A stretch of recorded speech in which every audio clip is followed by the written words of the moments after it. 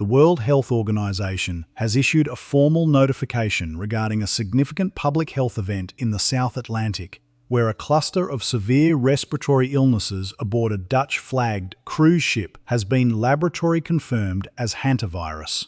This development, reported in early May 2026, serves as a stark reminder of the lethal potential of zoonotic pathogens and the critical importance of specialized cleaning protocols.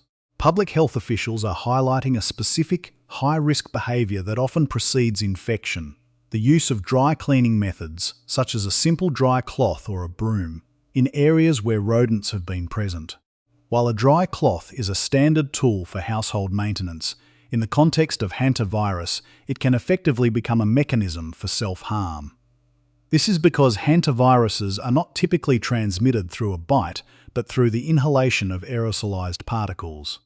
When dried rodent urine, droppings, or saliva are disturbed by dry sweeping or dusting, the viral particles are lofted into the air, where they can be easily inhaled by anyone in the vicinity.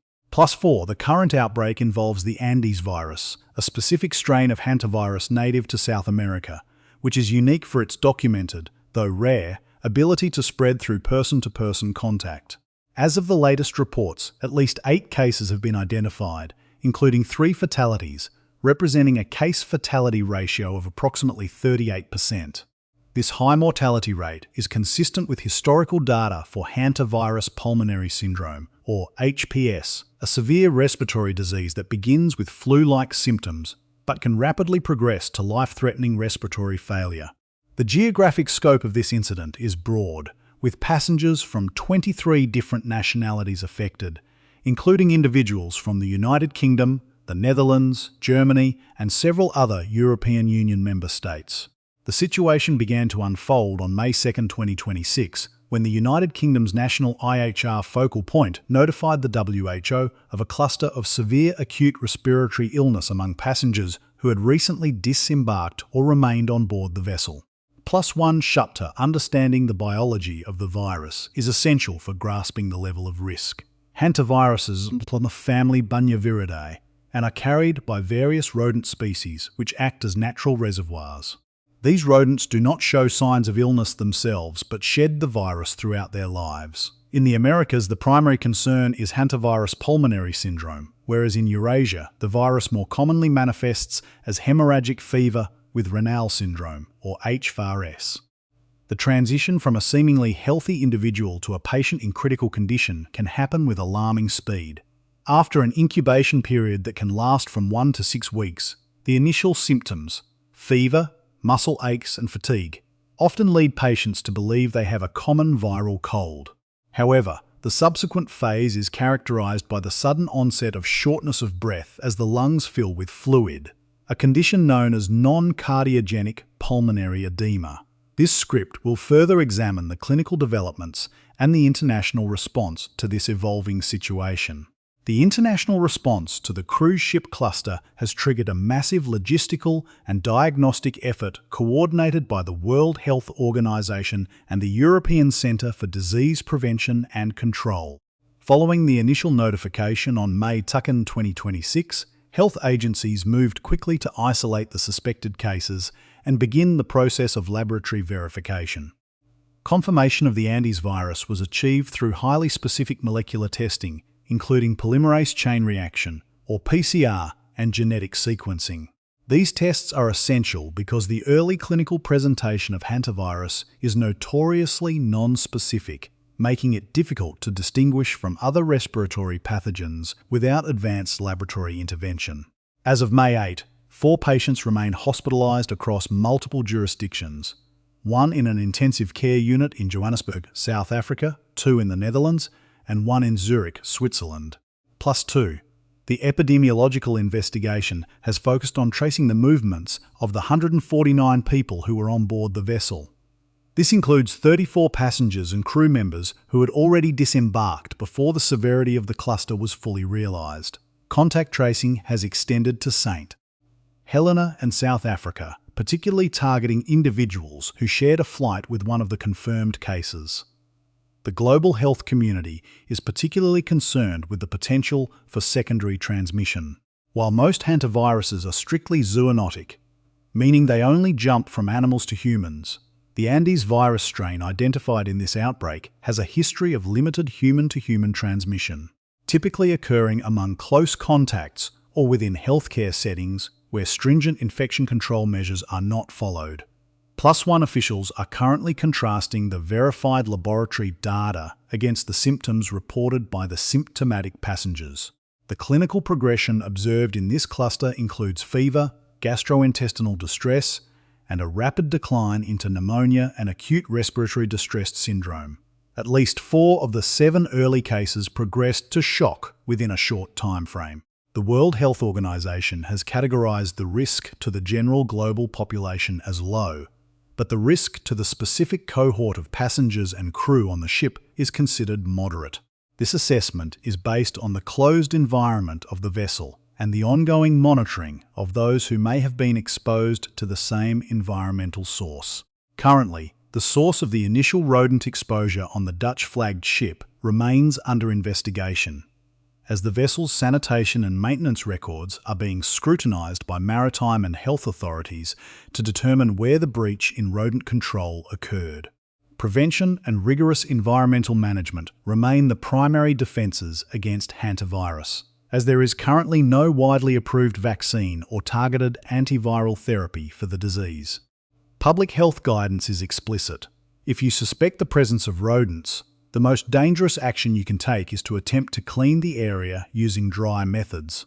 To avoid the risk of aerosolization, official protocols mandate the use of wet cleaning techniques. This involves thoroughly soaking any contaminated surfaces, including droppings or nesting materials, with a disinfectant solution before attempting to remove them. A common and effective disinfectant is a mixture of 1 part household bleach to 9 parts water. This solution must remain in contact with the material for at least 10 minutes to ensure the virus is completely inactivated. Only after this soaking period should the material be wiped up using paper towels or a damp mop. +2 for individuals tasked with cleaning potentially infested areas. Personal protective equipment is non-negotiable. In confined or heavily infested spaces, health agencies recommend the use of a high-efficiency particulate air, or HEPA, filtered respirator, along with rubber or nitrile gloves and protective eyewear. The goal is to create a physical barrier between the individual and any potential airborne particles. Furthermore, the area should be well ventilated for at least 30 minutes by opening doors and windows before cleaning begins. Beyond cleaning, long-term prevention focuses on rodent-proofing structures. This includes sealing any gaps larger than 1/4 of an inch, storing all food and waste in tightly sealed containers, and maintaining a clear perimeter around buildings to discourage nesting. +2 honest limits of current knowledge persist, particularly regarding the exact environmental factors that lead to sudden outbreaks like the 2026 cruise ship incident. Scientists continue to study how climate patterns and ecological shifts influence rodent populations and viral prevalence.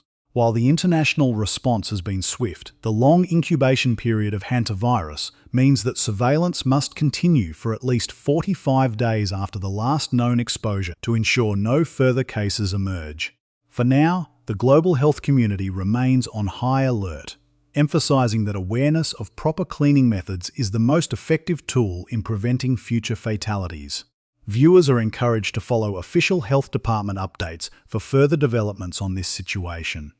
Please consider subscribing to stay informed on global public health reporting.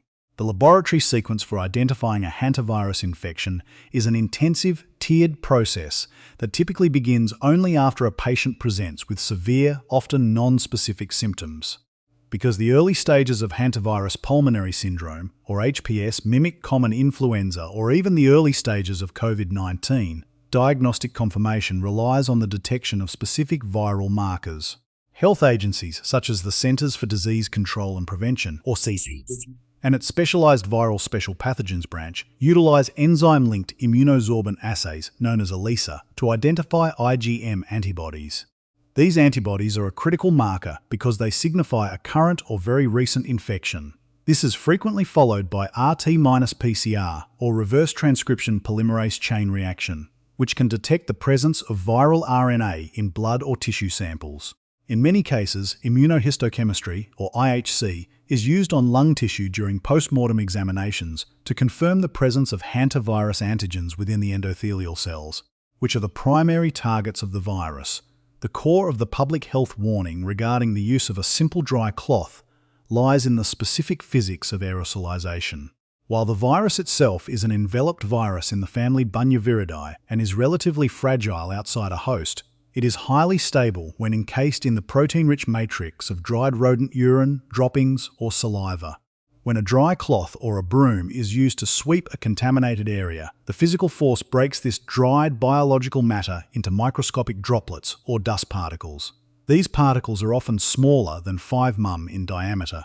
This size is significant in virology because particles under 10 μm are capable of bypassing the filtration mechanisms of the human upper respiratory tract, traveling deep into the lungs to settle in the alveoli. This mechanism of transmission effectively turns a standard cleaning tool into a delivery system for the pathogen. Public health officials emphasize that the framing of a dry cloth as a suicide tool is a stark way to communicate the high fatality rate of HPS, which remains at approximately 35% to 40% despite modern medical interventions. In hospital settings, the transition from the prodromal phase, characterized by fever, chills, and myalgia, to the cardiopulmonary phase is often sudden and catastrophic. Once the virus begins to affect the vascular system, the capillaries in the lungs start to leak fluid, leading to non-cardiogenic pulmonary edema. There are currently no FDA-approved antiviral treatments specifically designed to combat hantavirus. Drugs like ribavirin, though effective against some other Bunyaviridae species, have not shown significant clinical benefits in treating the respiratory form of the disease. Consequently, clinical developments focus on advanced supportive care. For patients who reach critical respiratory failure, the only viable intervention is often extracorporeal membrane oxygenation, or ECMO. This technology involves a circuit that removes blood from the patient's body, artificially oxygenates it, and returns it, effectively doing the work of the lungs and heart to allow the patient's own organs time to recover from the viral assault. National and international surveillance programs are the primary mechanisms for tracking the risk level in various regions. Agencies monitor the seroprevalence of hantaviruses in rodent reservoirs, most notably the deer mouse, or Peromyscus maniculatus, across North America. These programs involve the systematic trapping and testing of rodents to determine the percentage of a population carrying the virus. This data allows public health departments to issue localized alerts when rodent populations spike or when viral prevalence reaches a dangerous threshold. While laboratory findings are definitive, the reporting chain involves multiple levels of government, starting with local clinics and laboratories that must report suspected cases to state health departments, which then coordinate with federal authorities. This network is essential for contrasting sensationalist claims with verified epidemiological data, ensuring that public guidance remains grounded in the actual movement and behavior of the virus in both urban and rural settings. The prevention of hantavirus infection is fundamentally a matter of protocol and patience, necessitating a complete departure from standard household cleaning habits. Public health agencies, including the World Health Organization and National Centers for Disease Control, emphasize that the primary defense against hantavirus pulmonary syndrome is the elimination of rodent habitats and the safe management of areas already affected by infestation.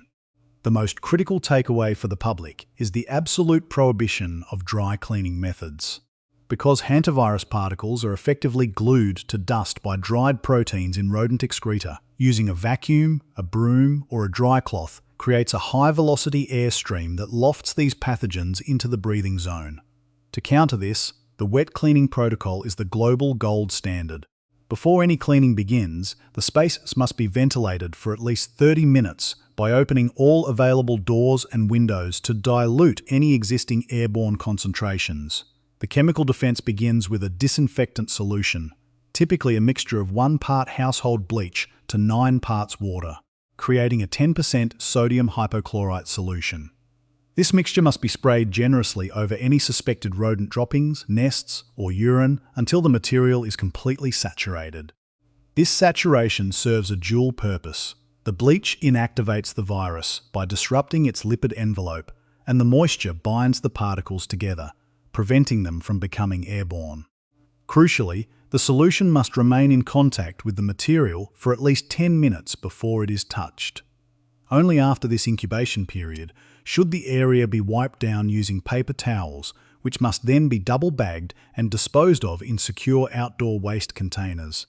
For larger areas like attics or crawl spaces, the use of a HEPA-filtered respirator and non-porous gloves is mandatory to ensure that any residual particles do not breach the user's respiratory system. Long-term surveillance relies on the proactive exclusion of rodents from human dwellings. Public health officials recommend a seal-up, trap-up, and clean-up strategy. Sealing involves identifying and closing any gap larger than 1/4 of an inch, about the width of a pencil, as mice can compress their bodies to fit through remarkably small openings. Recommended materials include steel wool and caulking or galvanized hardware cloth, which rodents cannot gnaw through. From an epidemiological perspective, surveillance is currently focused on the relationship between environmental shifts and rodent population spikes. In 2026, researchers are closely monitoring mast years, periods of excessive seed production in forests, which often lead to a subsequent surge in rodent populations and a statistical increase in human exposure risks. The honest limits of current medical knowledge centre on the lack of a proactive vaccine and the difficulty of early diagnosis. Because hantavirus is relatively rare compared to other respiratory illnesses, large-scale clinical trials for vaccines face significant logistical and ethical hurdles. Furthermore, the rapid progression of the disease means that by the time a patient seeks help, they may already be entering the critical cardiopulmonary phase, where mortality rates are highest. This creates an ethical imperative for clear, non-sensationalist public health reporting. Officials must balance the need for urgency, as seen in the start clean or die warnings, with the need to provide calm, actionable instructions that do not cause undue panic. The goal of this surveillance and reporting